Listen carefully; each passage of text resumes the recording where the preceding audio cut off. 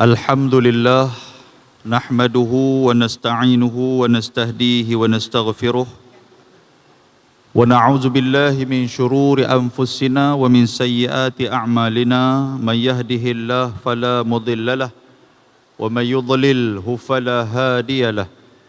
Ashhadu an la ilaha illallah wahdahu la syarikalah wa ashhadu anna sayyidana Muhammadan abduhu wa rasuluh arsalahu Allahu basyiran wa naziran bayna yaday sa'ah fa'addal amanah wa ballagha risalah wa nasahal ummah wa jahada fillahi haqqa jihadih. Allahumma salli ala sayyidina Muhammad wa ala alihi wa sahbihi wa man da'a bida'watihi wastanna bisunnatihi ila yaumil la raiba fi amma ba'd. Yang saya hormati saudara pengacara majlis, yang berbahagia Puan Sa'ariah bin Sa'aduddin, Timbalan Pengarah Bahagian Pengurusan Hospital Sultanah Bahiyah, yang berusaha Ashabul Fadilah Ustaz Ismudi bin Muhammad Sanusi, Pegawai Agama Hospital Sultanah Bahiyah, seterusnya barisan apa dia panggil barisan penasyid qasidah daripada Syauqul Habib. Berapa lagu dah hari ni tak tahu lah. Tidak lupa juga kepada kawan-kawan saya daripada tim media, daripada Unais, Uwais Studio, Munir Studio dan studio-studio yang lain. Tuan-tuan dan puan-puan, seluruh kaki tangan yang dirahmati dan dikasihi oleh Allah Subhanahu wa taala. Kenapa kita perlu bekerja? Itu di antara topik yang akan kita bahas sempena sambutan Maulidur Rasul, semarak cinta kita kepada Nabi sallallahu alaihi wasallam. Kenapa kita kena bekerja? Dalam hadis Nabi sallallahu alaihi wasallam, riwayat Imam Al-Baihaqi, Nabi menyatakan, man talabad dunya halalan isti'fafan 'anil mas'alah wa sa'yan 'ala ahlihi wa ta'attufan 'ala jarih jaa yaumal qiyamah wa wajhuhu kal qamari lailatal badri. Hadis Nabi. Nabi kata, barang siapa yang mencari rezeki yang halal. Kita kerja ni untuk mencari rezeki. Dan rezeki itu sudah pastilah rezeki yang halal. Tujuan dia untuk apa? Yang pertama sekali, isti'fafan 'anil mas'alah. Kita nak hindarkan diri kita daripada duk minta-minta kat orang. Pasal itulah kita bekerja. Lelaki ke, perempuan ke, pasal agama tak mau orang yang suka minta-minta. Agama suruh kita bekerja. Jadi tuan-tuan dan perempuan, duk kerja ni untuk nak menghindarkan diri kita daripada duk minta kat orang, daripada duk minta orang tanggung kita. Walaupun ada yang belum menikah, mak pak ada, mak pak boleh tanggung, tapi kesedaran diri sendiri untuk nak bantu mak ayah. Jadi kita tak mau duk minta kat mak, tak mau duk minta ke ayah. Nak pergi kerja pun minta, duduk di rumah pun minta. Apa saja duk minta ke mak ayah, kita tak mau dah bergantung. Sebab kita dah boleh terbang sendiri dah. Dulu memang tak boleh terbang, lah boleh terbang sendiri dah. Jadi kita nak cari kerja, antara dia untuk nak cari rezeki, pasal tak orang minta. Nak melepaskan diri daripada tanggungan, daripada duk tanggung kita. Satu, Nabi kata. Yang kedua, Nabi kata, wasa'yan ala ahlih. Cari rezeki untuk memenuhi nafkah keluarga. Suami cari rezeki untuk nak bantu keluarga, nak bagi kepada isteri, nak bagi kepada anak-anak. Isteri juga bekerja untuk nak bantu suami, untuk nak bantu anak-anak. Di samping bantu diri sendiri, boleh beli macam-macam. Saat-saat duduk sambil duduk tengok saya, dalam waktu yang sama duduk tengok kot TikTok juga. Apa benda yang duk ada jual pada hari ini ni? Kan? Hak nuhat macam-macam lah. Bantu sekurang-kurangnya, kita tak sangkut dengan suami dah. Abang kat suami kata, abang saya nak beli-beli, abang kata belilah apa pun, tapi duit saya sendirilah sebab saya dah kerja. Jadi termasuk dalam hadis Nabi SAW. Dan yang ketiga, Nabi kata apa? Nabi kata wa ta'attufan ala jarih. Kalau ada rezeki, kita boleh bantu orang.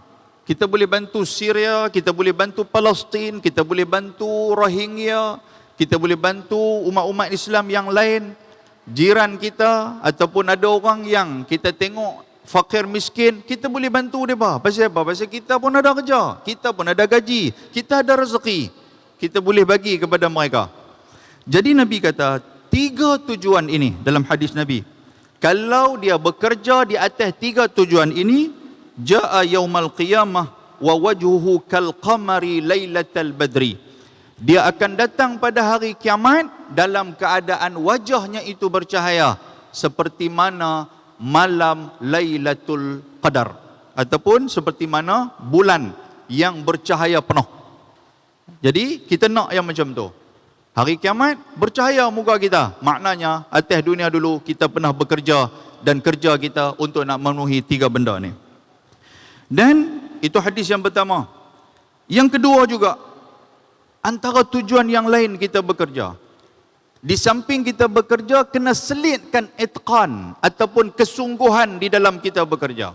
Yang ni kalau dalam bahasa yang diguna pakai dalam perkhidmatan awam, dia kata integriti. Integriti ni perlu ada itqan, perlu ada kesungguhan.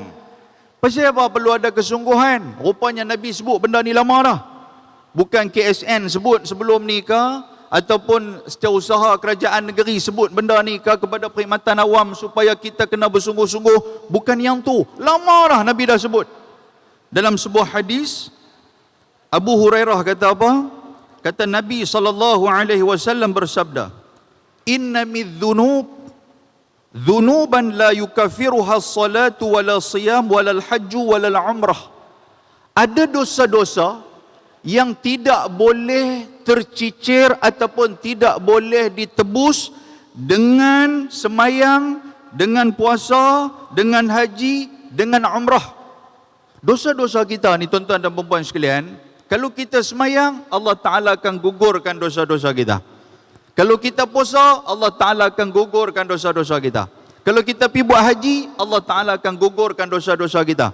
Kalau kita buat umrah, Allah Ta'ala akan gugurkan dosa-dosa kita. Tapi ada dosa yang tidak tergugur dengan amalan-amalan itu. Benda itulah ditanya oleh sahabat Nabi kepada Nabi. Abu Hurairah tanya, Ya Rasulullah, wa ma yukaffiruha ya Rasulullah? Yang kata dosa tak boleh gugur dengan amal ibadah tadi ni apa dia? Maka jawab Nabi SAW, al-humum fi talabil ma'ishah. Nabi kata, antara dosa yang boleh gugur dengan amalan yang lain. Nabi kata macam tu. Maknanya kalau kamu buat amalan ni, dosa kamu gugur. Walaupun semayang tak boleh menggugurkan, puasa tak boleh gugurkan, haji tak boleh gugurkan, umrah tak boleh gugurkan. Tapi benda ni kalau kamu buat, boleh gugurkan. Apa dia benda tu? Nabi kata al-humum, iaitulah bersungguh-sungguh fi talabil ma'isyah, di dalam bekerja untuk mencari kehidupan. Kerja betul-betul. Kalau masuk pukul 7.30, masuk pukul 8, masuk pukul 9, panjkat ke, tamprin ke, terus bekerja. Ni masuk 7.30, mula-mula kerja pukul 9. Masuk pukul 7.30, tak kira dia tanya kawan, mana? Dia tanya lagu tu lah kawan, mana? Dia tanya. Kawan kita ni duk kena kari kepala ikan ni kata ni. Keluar dulu. Mula kerja kau apa? Pukul 9 baru mula nak buka komputer. Dah duduk dah baru mula nak buka komputer, kawan pula sebelah. Dia kata ada cerita bagus ni. Pakai tak buka lah komputer tu. Menyembang apa lebih kurang, sekali pukul 10, sekali orang ajak. Tak buat je apa. Lepas tu rehat. Rehat sejam, dia lajak pergi 2 jam. Bukan di sini, bukan hospital Sultan Bahiyah ni, hospital no Zimbabwe punya hospital. Pukul 3 sekali baru masuk mai. Lepas tu dia buat kelang kabut, lari sana, lari sini apa semua. Pukul 4.30 dia pun tamprin, balik lagu tu ya. Adakah itu bekerja? Adakah itu al-humum ataupun itqan? Maka benda ni dia tak dapat. Jadi hari ni semarak cinta Rasul kepada kita, antara benda yang nak menyuntik semangat kita apa? lepas daripada ni aku akan bekerja sungguh-sungguh. Pasal apa? Pasal ada benda ataupun ada dosa yang tidak dapat dilunturkan dengan amal ibadah yang lain. Dengan bekerja, dosa itu dapat dilunturkan. Tuan-tuan sekalian, apa dosa yang saya sebutkan tu? Antara dia. Yang ni disebutkan oleh para ulama. Kita dulu pernah buat ataupun pernah ambil barang-barang orang. Yang mana kita bila dah main mengaji, kita dah mula ada ilmu, maka kita nak bagi balik barang tu kepada orang. Kita nak bagi balik barang tu kepada orang. Tapi orang yang nak bagi kita tak jumpa dah. Cuma bila jumpa ustaz, saya ada hutang dia ataupun saya ada ambil barang dia, dia bukan tahu pun hari tu ni saya ambil. Mai rasa bersalah. Jadi saya nak bagi balik. Ustaz macam mana? Ustaz kata kena pergi bagi balik lah dekat dia. Pi cari rumah dia pun dah pindah dah. Adik-beradik dia pun kita tak tahu tang mana. Kita pun buat iklan macam-macam tak berjumpa dah. Ustaz kata lah mudah ya, barang tu pibuh dalam tabur masjid lah apa semua. Yang tu kata ustaz. Tetapi hadis Nabi kata apa? Nabi kata apa? Antara dia al-humum, buat kerja. Kita dah selesai dah, kita dah bagi ibuh dalam tabur masjid apa semua. Tapi duk main dalam hati juga, aku duk rasa bersalah ni macam mana dengan dia ni.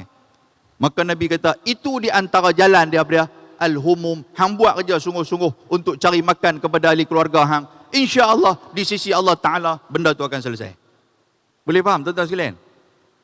Pernah naik kapal terbang kan?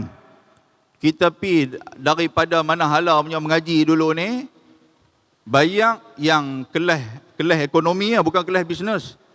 Tapi oleh kerana perjalanan kita jauh, orang bagilah selimut dekat kita, mas bagi selimut warna biru lah apa semua tu kan. Bila turun daripada kapal terbang, dengan selimut-selimut tu kita balik oleh kampung. Betul tak betul? Lepas tu lah ni pun duk dengar ustaz duk ajak barang orang kena bagi, kita pun bawa selimut tu pergi kat syarikat mas. Dia kata kami tak pakai dah selimut ni kak, kami lupuh apa semua lah. Nampak? Jadi kita nak bagi ke mana?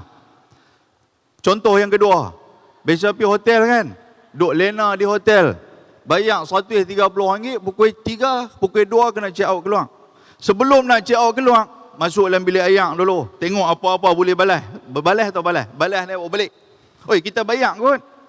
Kan? Ambil lah berui gigi lah, apalah, sabun. Yang tu benda biasa. Ni dia balas dengan TV bawa keluar. Oi, dia kata, ni apa? Kita bayar kot, dia kata. Hak mana duduklah hotel. Nasib baiklah tilam tu besar sangat. Kalau tidak dengan tilam dia loncok terjun bawah. Kita pernah ambil benda tu. Jadi bila kita duduk dengar macam ni, kita bawa dengan TV, kita pergi ke hotel tu. Pergi ke hotel pun tak ada dah, tinggal tanah ya. Jadi nak cari siapa? Kan? Di samping TV tu pun kita tak tahu dah rosak, jadi hancur habis semua. Maka Nabi kata apa? Al-humum, iaitulah bekerjalah rajin-rajin untuk nak cari nafkah kepada keluarga kamu. Benda itulah yang akan menggugurkan dosa kita yang tadi ni. Okey nah? Baik, muslimin dan muslimat yang dirahmati Allah Subhanahu wa taala. So, kerja betul-betul. Orang yang bekerja betul, orang yang bekerja sungguh-sungguh, Nabi SAW amat cinta kepada mereka. Sehingga kan dalam riwayat menyatakan ada 3 tangan sahabat Nabi yang pernah dicium oleh Nabi SAW kerana kuat bekerja. Tangan yang pertama iaitulah Sa'ad bin Mu'az radhiyallahu taala anhu. Nabi salam dengan dia, Nabi pegang tangan dia, kasar sungguh tangan dia ni. Lalu Nabi tanya kepada dia, wahai Mu'az, Nabi kata, apa yang kamu buat dengan tangan kamu? Apa yang kamu buat dengan tangan kamu sehingga tangan kamu ni kasar?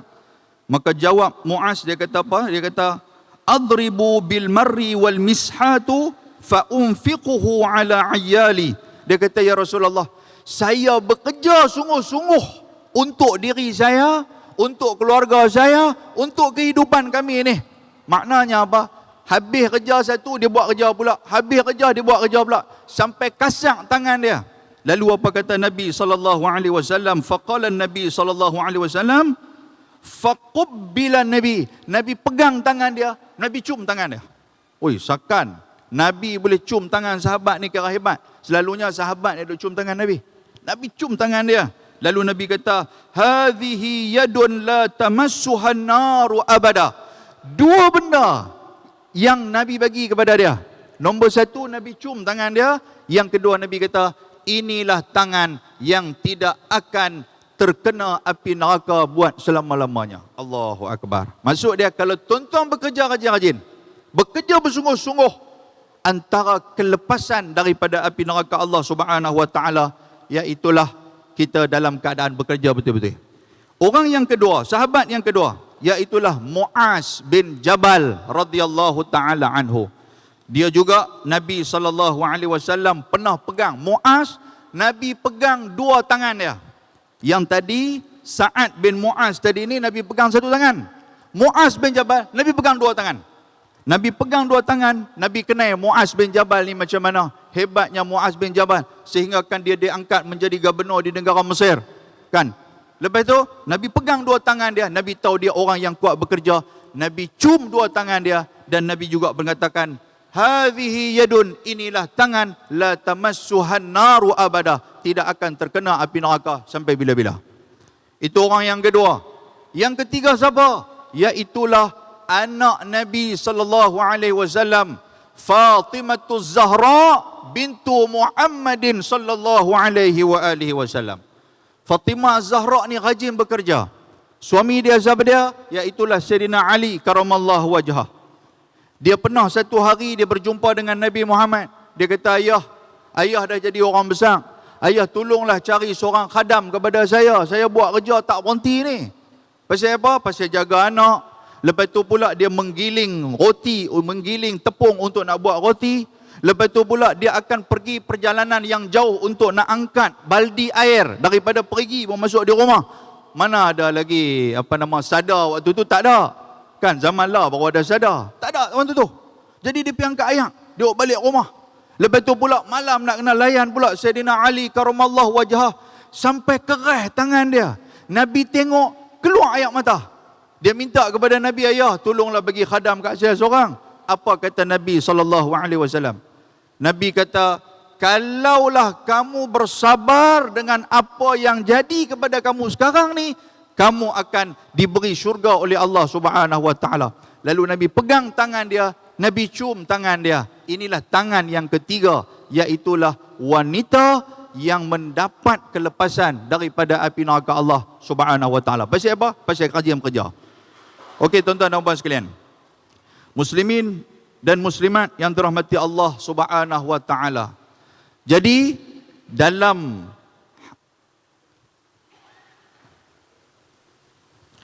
kehidupan kita, Allah Subhanahu wa taala suruh kita menjadi orang yang bukan hanya menunggu-nunggu ataupun orang yang duduk meminta-minta.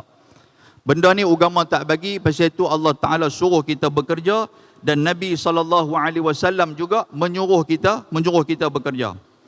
Dan tiga orang ni dimuliakan oleh Allah Subhanahu wa taala kerana mereka ni adalah insan yang mencari pekerjaan untuk nak cari rezeki. Seterusnya rezeki itu adalah rezeki yang halal yang boleh mendatangkan barakah kepada kita.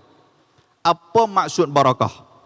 Barakah ni maksud dia barikah. Asal ada perkataan telaga. Telaga ni maksud apa tuan-tuan sekalian? Kata ulama, kita pergi celup tangan dalam telaga, kita bawa keluar tangan kita. Air yang ada di tangan kita itulah rezeki kita, dan air yang ada dalam telaga itulah antara barakah yang disimpankan oleh Allah Subhanahu wa taala di atas rezeki kita yang kita tak nampak. Sebab tu perkataan barikah, maka jadilah barakah.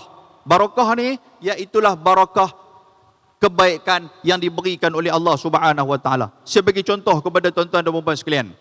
Kalau rezeki kita berkat, apa maksud berkat? Tak banyak mana, tetapi dengan rezeki itu boleh menampung, ataupun dengan rezeki itu cukup untuk diri kita. Nak dibandingkan dengan orang rezeki yang sama juga dengan kita tapi tak cukup. Itu beza dia tu. Rupa-rupanya rezeki kita yang sikit ini ada barakahnya, dapat menampung kehidupan kita dan juga segala keperluan-keperluan kita yang kita perlukan di dalam kehidupan kita. Itu maksud barakah. Macam mana kita nak dapat barakah? Yang pertama sekali saya sebut kepada tuan-tuan. Yang pertama, bekerjalah dengan bersungguh-sungguh. Itu nak dapat barakah tu. Kita nak dapat kerja ni sikit punya susah. Lah ni, sikit punya susah. Waktu interview saya pun, sebelum nak dapat kerja ni pun, interview merata tempat, tuan-tuan sekalian. Dan waktu interview tu, antara soalan yang ditanya oleh panel, ini di antara permulaan barakah ni. Panel tanya, ni kalau kerja di sini, boleh tak kalau kami hantar pergi Sabah Sarawak? Tu soalan dia tu. Saya tak kisah tuan. Mempuih. Saya tak kisah, hantar bila pergi mana pun. Zimbabwe pun saya pergi. Tu, dengar Tengok tuan-tuan sekalian, dia keluar, hantar sungguh. Kita ni orang Kok Diang pergi hantar pergi Sarawak tu. Allahu Akbar. Dia balik, dia pergi cari tu imam kenal tak YB mana-mana. YB pula tu kenal tak menteri mana-mana. Pergi cari tuan-tuan sekalian, buat surat rayuan lah apa semua. Tak mau pergi sana. Macam mana dengan statement ataupun jawapan kita kepada panel tadi ni? Nampak tuan-tuan sekalian? Di situ nak bermulanya barakah. Kalau dah di situ pun kita dah mula pemuhung lah, tak ada barakah tuan sekalian, maka rezeki kita lepas daripada tu akan datang dalam keadaan tidak memanfaatkan ataupun tak bagi manfaat kepada kita. Tak ada. Boleh faham? Rezeki, kata ulama ada dua. Yang pertama milik, yang kedua manfaat. Yang ketiga, kita nak rezeki yang ada barakah. Nombor satu, saya sebut kepada tuan-tuan sekali, buat kerja betul-betul. Yang kedua, ketika mana kita bekerja, jangan menipu. Kan kita bagi statement apa? Saya boleh pergi mana-mana. Saya boleh kerja siang dan malam pun boleh. Tiba-tiba, doktor ataupun bahagian kita kata, kita kena kerja malam ni. Tarik muka 86 tu Allah, kerja malam tak boleh lah. Saya anak lah. Dia mula bagi alasan macam-macam. Tuan-tuan, muhasabah balik diri kita. Macam mana yang kita telah i'tiqad ataupun kita telah simpan dalam diri kita mula-mula kita nak kerja tu tadi ni. Baik, muslimin dan muslimat yang dirahmati Allah Subhanahu wa taala. Pasal apa benda ni? Pasal apa kita nak barakah ni? Pasal apa? Kerana anugerah Allah Taala bagi kepada kita ni, kita tak tahu benda apa kita nak dapat. Ada orang yang pulun betul-betul bekerja, dia tak nampak pun nak dapat anugerah apa. Allah Taala bagi kat dia anugerah. Antara dia apa? Tuhan bagi dia naik pangkat, itu barakah. Antara dia apa? Tuhan bagi kepada dia, dia dapat pingatlah anugerah. Macam-macam lah. Sebab benda anugerah ni benda yang kita tak tahu. Hanya di sisi Allah Subhanahu wa taala sahaja yang ada, yang Tuhan tahu yang nak bagi apa kepada kita. Kalau kita ada barakah dalam rezeki kita, tak dapat apa pun kita akan terus buat kerja tu sampai bila-bila, sampai pencen. Yang ni yang kita mau dalam kehidupan kita. Muslimin dan muslimat yang dirahmati Allah Subhanahu wa taala. Dan saya nak sebut lagi kepada tuan-tuan yang dirahmati Allah Subhanahu wa taala. Kita berhenti 12.30. Saya duk prepare sampai pukul 1, kan? Tapi oleh kerana 12.30 ni benda hak banyak, kita terpaksa nak kena bagi kecil-kecil lah. Macam mana kita nak mengundang rezeki kepada kita? Rezeki ni ada dua tadi ni. Yang pertama milik, yang kedua manfaat. Kalau rezeki yang tidak ada barakah, walaupun hak kita tapi tak bermanfaat, tak ada barakah. Contoh saya bagi kepada tuan-tuan yang kata barakah, ada barakah, baju yang kita pakai. Tuan-tuan beli baju, duk pakai selalu baju tu. Baju tu ada barakah, ada kebaikan dia. Dengan kita beli baju tapi tak pernah duk pakai, bubuh dalam almari ya. Orang tengok bersusun baju, tak pernah pakai pun. Kan? Tak pernah pakai, maka tidak ada barakah pada benda tu. Yang tu ulama lah sebut. Ulama sebut. Baik. Jadi macam mana ustaz? Kalau macam tu, macam mana kami nak buat? Kita bagilah kepada orang yang boleh pakai. Adalah manfaat, maka datanglah barakah pada kita. Selesailah. Ustaz nak bagi pun mahal kan? Payah nak bagi. Yang tu atas kita lah. Dah kita tak boleh nak bagi ke orang, nak buat macam mana? Tak ada lah, tak berjalanlah keberkatan itu. Baik, tuan-tuan yang dirahmati Allah Subhanahu wa taala. Macam mana kita nak memungut rezeki kepada kita? Yang pertama sekali saya nak sebut kepada tuan-tuan sekalian.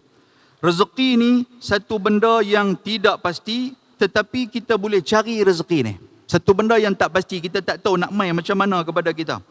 Antara dia apa tuan-tuan sekalian? Yang pertama, rezeki yang sudah ditetapkan oleh Allah Subhanahu wa taala.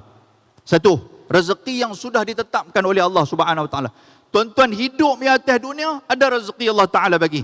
Cara yang pertama, Allah Taala bagi, iaitu dengan kehidupan kita atas dunia.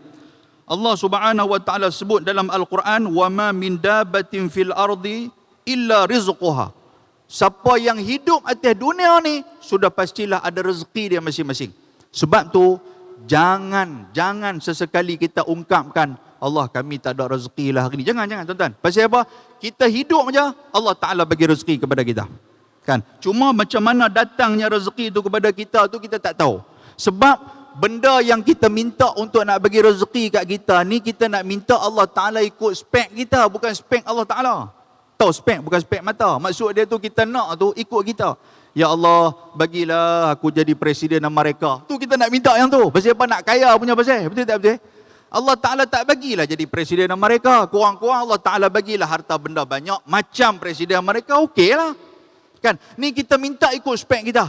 Ya Allah, bagilah aku jadi macam ni. Ya Allah, aku dah. Kita minta, ya Allah, limpahkan kepada aku rezeki. Macam mana rezeki itu nak datang, macam mana rezeki itu nak mai, serah kepadamu ya Allah. Itulah yang akan Allah Ta'ala bagi kepada kita. Kerana sudah dijamin rezeki untuk kita. Muslimin dan muslimat yang dirahmati Allah Subhanahu wa taala. Tapi sayangnya yang kata kita ni dalam bab rezeki ni kita suka mengeluh. Mengeluh sepanjang masa tuan-tuan sekalian. Harga barang naik, kita mengeluh. Tapi dalam waktu yang sama, tiap-tiap minggu berjalan merata. Walaupun harga barang naik pun. Duk tengok dah tang mana ada homestay review bagus-bagus. Pergi tengok. Orang kata homestay ni mahal. Tak apa, boleh lah. Tapi tam nak makan tu, pergi cari hak rahmah punya pasal. Homestay tak pergi cari hak rahmah pula. Kan? Yang tu yang masalah. Kita duk kata tak ada rezeki, teruk lah apa. Tapi waktu yang sama berjalan. Langkawi baru ni, orang duk kata tak ada orang. Tengok-tengok penuh, tuan-tuan sekalian. Kan? Mana lagi? Luar negara tak ada orang. Ramai jadi border tu sampai jam. Nak keluar PCR punya pasal. Tu tang mana teruknya kita ni. Allahu Akbar. Muslimin dan muslimat yang dirahmati Allah.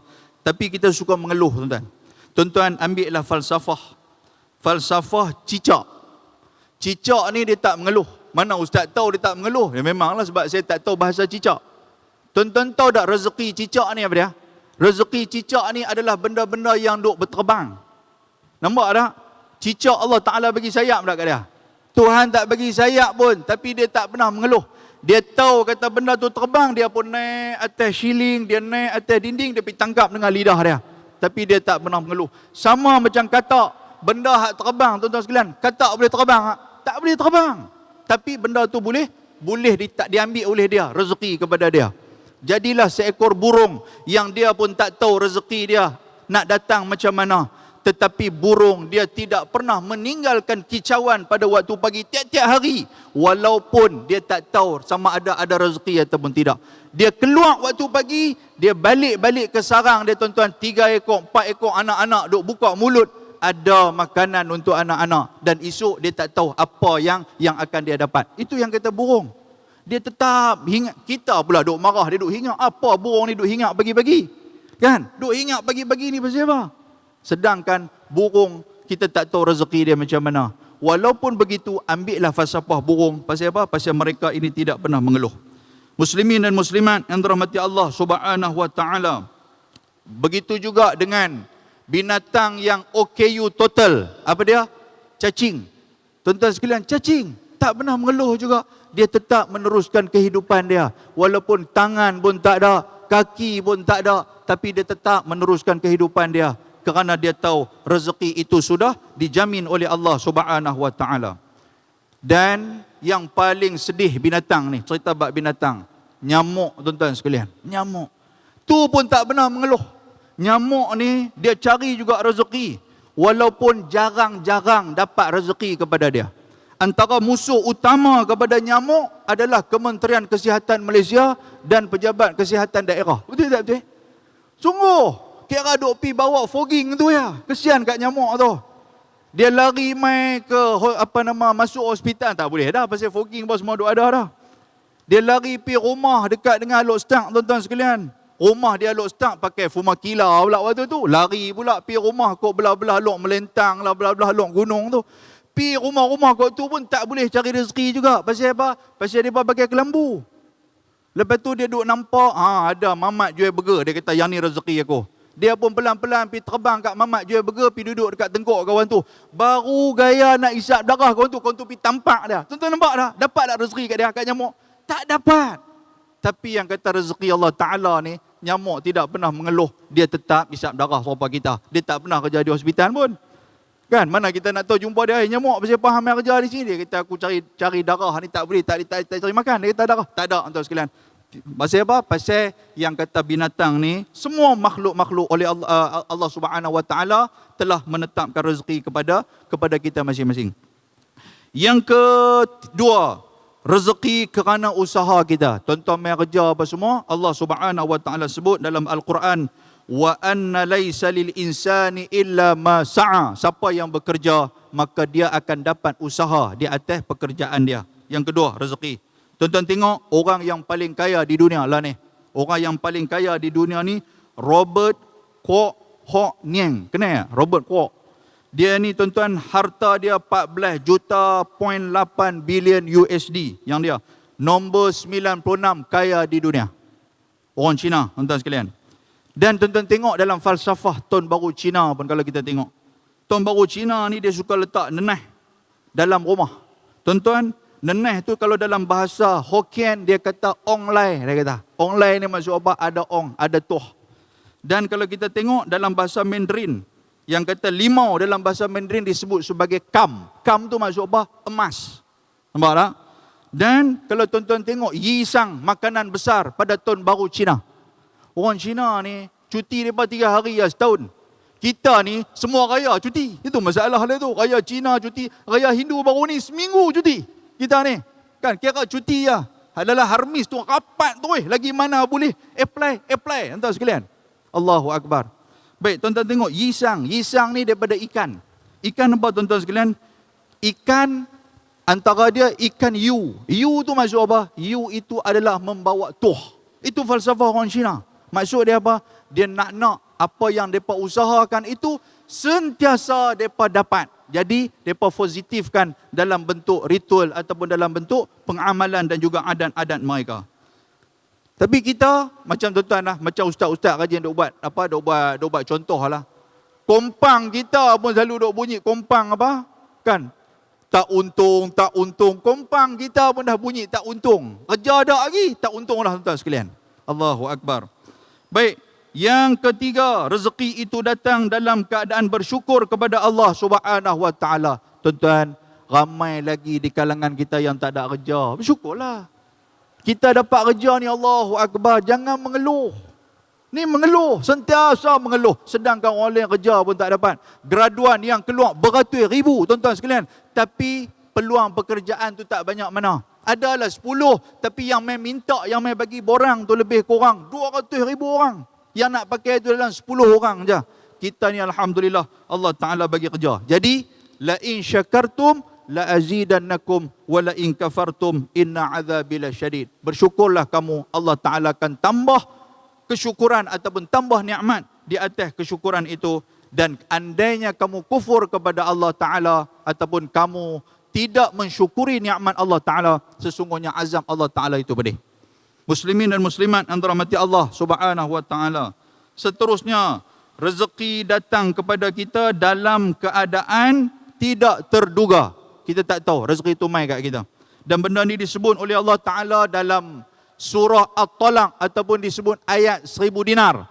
Yang duduk pelekat di kedai-kedai makan. Orang kata ayat tu ayat pelarih. Tahu pelarih? Kan ada ayat tu orang kata orang masuk ramai. Allah, yang tu pun saya tak tahu mai daripada mana. Hospital ni tak ada ayat tu baru ramai-ramai. Kan kedai-kedai tuan-tuan pernah pergi Gamak Sultan Abdul Hamid. Mana nak? Gamak Sultan Abdul Hamid tu di kedai-kedai orang Cina pun letak, orang India pun letak, orang Melayu tambah lagi lah. Pasal apa letak ni Gamak Sultan Abdul Hamid? Oh, dia kata gamak ni pelarih, dia kata. Tuan-tuan tengok di hospital kita tak letak Gamak Sultan Abdul Hamid pun orang ramai. Kan? Allah, yang tu yang kata benda ni janganlah kita duduk mengamalkan sebab benda ni membawa kepada kesyirikan. Allah Ta'ala sebut, وَمَنْ يَتَّقِ اللَّهَ يَجْعَلْ لَهُ مَخْرَجًا. Barang siapa yang bertakwa kepada Allah, Allah Ta'ala akan buka jalan keluar kepada dia. وَيَرْزُقْهُ مِنْ حَيْثُ لَا يَحْتَسِبْ. Dan Allah Ta'ala akan bagi rezeki dalam keadaan tidak disangka-sangka. Makna dia, ada rezeki yang tidak disangka datang kepada kita. Baik, yang tu yang keempat. Yang kelima, macam mana nak memperoleh rezeki, iaitu dengan memperbanyakkan istighfar. Memperbanyakkan istighfar. Allah Subhanahu wa taala sebut dalam Al-Quranul Karim, dalam surah Nuh ayat 10 sampai 12. Tuan-tuan balik cari ayat ni. Istighfar saja. Apa Allah Taala sebut? Tuhan kata, faqultu astaghfiru rabbakum innahu kana ghaffara yursilis samaa alaikum midrara. Allah Taala kata, siapa yang memperbanyakkan istighfar, nombor satu, Allah Taala akan turunkan yursilis samaa alaikum midrara. Allah Taala akan buat turun hujan kepada dia. Hujan ni apa? Barakah Allah Taala buat turun. Lepas tu Allah Taala kata lagi, wa yumdib lakum bi amwal. Allah Taala akan bagi rezeki kepada kita. Tak perlu nak pergi cari tok bomo, tak perlu nak pergi cari apa, macam-macam lah kita duk pergi cari kan. Bomo siam lah, apalah, minta macam-macam. Lah ni pun tuan-tuan sekalian, nak ambil periksa pun pergi cari bomo. Tu pelik tau. Bawa pensil pergi kat tok bomo. Tok bomo kata, "Meh, pensil tu nak jampi tengok."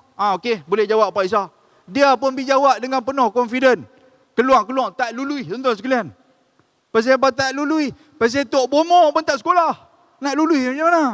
Kita ni, ya Allah, benda-benda hak haru biru ni kita syok semua. Saya rajin duk buat contoh apa? Suara pun makin slow lah kita pun. Saya rajin buat contoh apa tuan-tuan? Ni, bila duduk di hospital ni kadang-kadang uri, betul tak? Uri, nak balik rumah. Dalam uri tu pergi buh macam-macam. Pergi habang pula, kata ni dalam uri jangan lupa buh pensil. Ada buh pensil. Kan?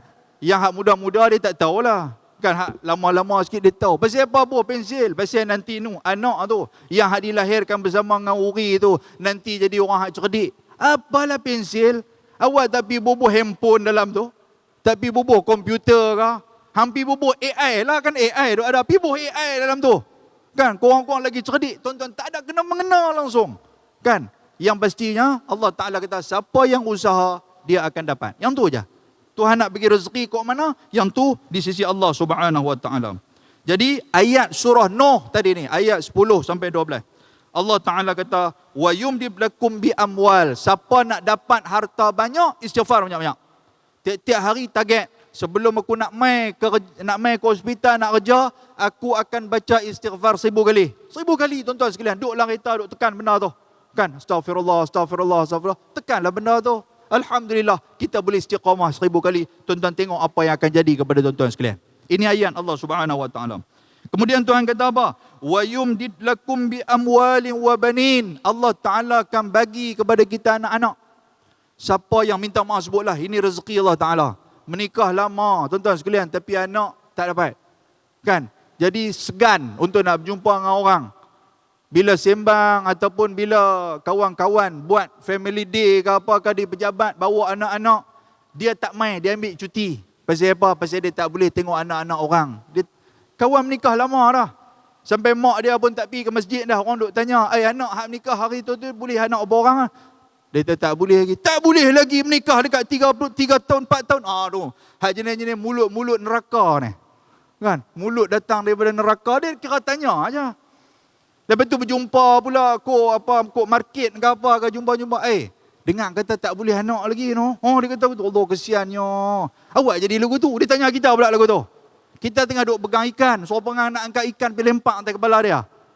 Tanya apa ke soalan-soalan. Macam tu lah. Tu yang lah ni budaya nak pergi ziarah orang pun dah tak ada dah bila mai hari raya. Antara soalan-soalan yang telah malaikat maut bagi kat mereka ni yang ni. Kan? Anak berapa orang dah? Cucu berapa orang? Allah, tak payah tanya lah. Baik, bagi orang yang macam ni macam mana? Nak pujuk hati macam mana? Jangan bimbang. Cerita apa? Kita tak dapat anak. Allah Ta'ala sebut dalam surah Nuh ni. Tuhan kata apa? Istighfar lah banyak-banyak. Kan? Kita duk istighfar dalam kereta apa tak tumbuk kawan tu ya. Astaghfirullahalazim. Geram, astagfirullah. Hak tu, bukan dia yang ni. Allahu Akbar. Istighfar banyak-banyak. Kemudian Allah Ta'ala kata apa? Siapa yang istighfar? وَجَعَلَكُمْ جَنَّاتٍ وَجَعَلَكُمْ أَنْهَارًا. Dan kami akan memberikan kepada mereka syurga, kami akan memberikan kepada mereka sungai yang mengalir di bawahnya. Ayat ni tuan-tuan sekalian, ada orang pergi jumpa Hasan Basri. Dia tanya Hasan Basri, kami ada kebun, tapi kebun kami itu tidak subur. Hasan Basri kata apa? Istighfar banyak-banyak. Pasal Allah Ta'ala sebut dalam Quran. Tuhan kata apa? وَجَعَلْنَاكُمْ jannah. Kami jadikan kepada kamu syurga. Syurga ni apa? Kebun-kebun. Dan di bawah itu akan mengalir sungai-sungai yang akan menyeburkan kebun-kebun kamu. Boleh faham tuan sekalian? Tuan-tuan yang duduk buat rumah, apa di rumah tu ada pokok bunga lah apa semua. Kan? Allah, pasal apa lah pokok bunga ni layu? Pasal apa? Macam-macam lah. Cari ubat ni tuan-tuan. Tak jadi juga. Waktu nak potong pokok ke ataupun nak baja ke apa. Istighfar banyak-banyak sambil tu. Astaghfirullah, astaghfirullah, astaghfirullah. InsyaAllah pokok nanti akan naik. Bila dah banyak tuan-tuan sekalian, bawa mai ke hospital sama. Pergi letak, bagi menghijau ke hospital. Dah banyak pokok bunga di rumah. Kan? Buat yang tu dulu. Baik, yang tu rezeki dengan keadaan kita istighfar kepada Allah Subhanahu Wa Taala. Yang seterusnya, rezeki datang dalam keadaan bernikah. Yang ni saya tak nak berani syarah pasal orang perempuan ramai daripada orang lelaki. Kan, tak pasal-pasal saya lagi pakai baling kasut mai kat saya mampu. Kan? Yang pastinya siapa menikah, Allah Subhanahu Wa Taala akan mendatangkan rezeki kepada dia, tuan-tuan sekalian. Yang ni kalau orang lelaki ramai kita hurai lagi. Tapi oleh kerana tak ramai, cukup takat tu sudah. Hak faham, tak faham, sudah. Tuan. Baik. Yang ketujuh, rezeki kerana anak. Allahu Akbar. Allah Ta'ala sebut dalam Al-Quran suratul Isra, wala taqtulu auladakum khasyata imlaq. Jangan kamu takut dengan miskin. Pasal apa? Ketika mana kamu mendapat anak. Ni orang duduk takut. Jadi itulah duk buat apa-apa. Baguslah dia buat merancang kehamilan apa semua tu. Dia kata tak boleh, saya tengok jiran sebelah, ya Allah, kata kesian dekat dia. Muda lagi tapi anak dia tu 11 orang tiap-tiap tahun. Ambulans duduk di rumah dia tak pergi ke mana ya. Duduk tunggu bila nak beranak lagi. Biar pergi kat dia lah. Dia tak serabut, kita pula yang serabut. Betul tak betul? Dia kalau keluar pergi berjalan, pergi mana-mana berjalan, tu dia nampak seropangan kereta api tu. Pak duduk depan, anak-anak kecil bercoretet. Tahu bercoretet? Bercoretet budak-budak ni. Kita tengok Allah, aku serabut lah mak kita duduk abang. Hang tengok tu. Hang nanti menikah jangan duduk beranak kerak macam tu. Lepas tu nak buat macam mana mak oi? Kan? Tuan-tuan, jangan duduk risau. Rezeki Allah Ta'ala bagi insya-Allah. Allah Ta'ala pasti akan bagi. Kan? Tuhan sebut dalam surah Al-Isra ayat 13 itu. Ada saja. Time keluar saja manusia, hidup saja manusia, akan ada rezeki yang Allah Ta'ala berikan kepada dia. Baik tuan-tuan, saya dah terlajak 2 minit ni, saya ringkaskan. Yang ke-8, macam mana nak dapat rezeki lagi? Iaitu dengan bersedekah. Allah Ta'ala sebut dalam sebuah hadis Qudsi. Allah Ta'ala kata kepada malaikat, Allahumma a'ti munfiqan khalafa wa a'ti mumsikan talafa. Ya Allah, malaikat minta kepada Allah, siapa yang bawa keluar rezeki, siapa yang bersedekah, ganti balik ya Allah. Malaikat minta kepada Allah. Ya Allah, siapa yang tak bawa keluar, yang kedekut piang, maksud dia pekin duit ni, rosakkan harta benda dia. Tuan-tuan fikir-fikir sungguh juga. Kan? Saya kalau tabung lalu ada tabung apa? Dia tak ada tabung kan? Kita nak pegang duit tu RM50 nak boh dalam tabung tu. Bos RM1 sudah RM50. Saya boleh duk pi apa nama Al-Bank juga depan tu kan. Contoh lagu tu lah. Tuan-tuan tengok RM50 tu sekali, dia akan hilang dan akan jadi RM300. Dia keluar tu tergeleceh lagu mana tu tergeleceh. Allahu Akbar, patah kaki. Tuan-tuan sekalian, patah kaki. Nak pi cari ubat ni, jenuh nak kena bayar. Daripada RM50 hak patah kaki tu tuan-tuan sekalian nak bawa keluar tu, RM300 dia kena bawa keluar. Jaga elok-elok. Kan? Baik kita buh RM50 tu. Lepas tu jangan duk fikir apa dah lepas tu. Sebab benda ni disebut oleh malaikat kepada Allah Subhanahu Wa Taala. Saya pernah buat contoh apa tuan-tuan sekalian. Orang yang pergi ke masjid, nak buh dalam tabung masjid RM50 berasa segan. Kan? Jadi dia buh RM1. Dia keluar daripada masjid, kena hujan. Demam bukan demam biasa-biasa punya, demam kora punya demam. Demam kora punya. Pergi cari ubat tuan-tuan, ubat tu tak serasi, ubat ni tak serasi. Hak duk beli ubat tu pun dekat RM300-400 lah. Nampak tak? Allah Ta'ala boleh bagi macam tu. Tapi tak ada lah hadis ke tu lah. Cari tuan-tuan kata, Ustaz, hak Ustaz sebut kena hujan 3 titik tu adalah hadis. Mampu saya nak cari. Tak ada. Yang tu contoh saya bagi kepada tuan-tuan sekalian. Yang terakhir. Okey, yang terakhir. Saya dah lajak 4 minit. Allah Ta'ala sebut macam mana nak datangkan rezeki. iaitulah dalam keadaan berhijrah. Puan Syariah kita pun daripada Putrajaya mai kepada sini. Tuan-tuan boleh tengok, tanya dia apa yang dia dapat duduk di sini. Boleh duduk dapat doa daripada mak ayah, duduk dengan mak ayah. Kan? Macam-macam makan kat Putrajaya, makan Allahu Akbar. Kan? Orang kata gila-gila babai punya makan. Orang kata macam tu lah. Maksud dia potong kepala punya makan. Di sini Alhamdulillah makan bilah macam mana. Rezeki, dapat jumpa kawan-kawan, kerja seronok. Sebab Allah Ta'ala sebut dalam Suratul Nisa ayat 100. Allah Ta'ala sebut Suratul Nisa, surah orang perempuan. Pasal apa? Pasal orang perempuan tak mau berhijrah. Tuhan kata, وَمَنْ يُهَاجِرْ فِي سَبِيلِ اللَّهِ يَجِرْ فِي الْأَرْضِ مُرَاغَمًا وَسَعَةً. Siapa yang berhijrah di jalan Allah Ta'ala, Tuhan akan bagi keberuntungan kepada dia. Tuhan akan bagi kepada dia keluasan ketika mana dia berhijrah itu. Jadi, hijrahlah tuan-tuan sekalian. Kan, kita tengoklah kisah-kisah ataupun makhluk-makhluk yang lain yang berhijrah. Antara dia burung, tuan-tuan sekalian, ada 10,000 spesies burung yang disebut sebagai migratory bird ataupun burung imigran ni. Dia keluar berhijrah tuan-tuan tanpa membawa kad pengenalan dan juga kad bank. Mana ada dia bawa?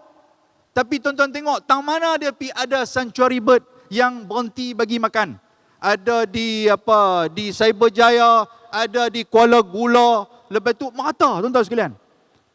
Tuan-tuan tengok ulat daripada Thailand, ulat yang duduk di pokok-pokok, di buah-buah ni, sampai makis ataupun satu jabatan yang duk jaga sebelum seludupnya, yang kata daging lah apa segalanya tu. Tuan-tuan tengok tak?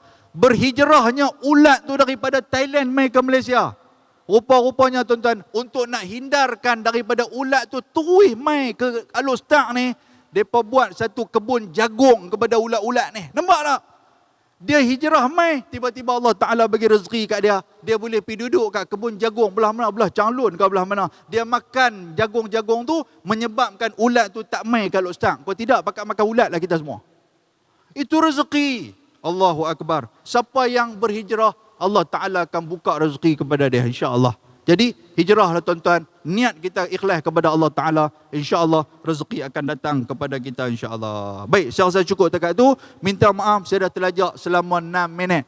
Kan, suara saya pun makin duk turun dah ni, volume tak apa nak kuat dah. Saya rasa macam saya nak demam lah kan. Rasa sakit engkung. Baik tuan-tuan, mudah-mudahan Allah Ta'ala jadikan kita pekerja yang hebat, yang boleh bekerja dalam keadaan rezeki yang barakah. Dan seterusnya rezeki itu akan diberikan kepada kita sampailah bila-bila fid dunya hasanah wa fil akhirati hasanah wa qina azabannar. Terima kasih kepada ashabul fadilah Ustaz Ismudi yang duk berhubung dengan saya daripada dulu lagi. Terima kasih kepada Puan Syariah kerana bersama-sama, kepada tuan-tuan dan puan-puan sekalian yang bersama-sama pada tengah hari ini. Alhamdulillah, mudah-mudahan Allah Ta'ala memberikan rezeki kepada kita. Allah Ta'ala memberikan keberkatan kepada rezeki dan kepada kehidupan kita. Saya minta maaf andainya terlanjur kata, terlajak kata ataupun terlanjur bicara kepada Allah Ta'ala. Saya memohon ampun. Aqulu qawli hadha wa astaghfirullahal azim. Assalamualaikum warahmatullahi wabarakatuh.